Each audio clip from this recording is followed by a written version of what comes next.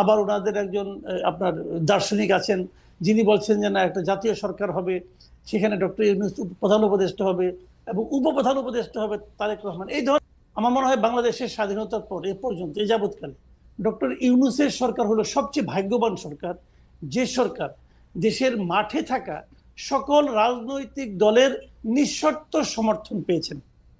এরকম এর আগে কোনো সরকার পায় নাই, এমনকি স্বাধীনতার পর বঙ্গবন্ধু সরকারও কিন্তু পায় নাই। উনি সরকার চালানোর কয়েকদিনের মধ্যে জাসদ দোর্দণ্ড প্রতাপে কিন্তু ওনার বিরোধিতা করেছে। এরকম একটা সমর্থন পাওয়ার কারণে ওনাদের পক্ষ থেকে অথবা ওনাদের যারা নাকি সুবিধাভোগী আছে, ওনাদের যারা চামচামি করেন, তারা নানাভাবে নানা ধরনের কাজ করতেছেন এবং সোশ্যাল মিডিয়ার মাধ্যমে এক ধরনের প্রচারণা চালাচ্ছেন। কেউ বলছেন যে 3 বছর, কেউ বলছেন যে না 29 সাল পর্যন্ত, কেউ বলছেন 5 বছর।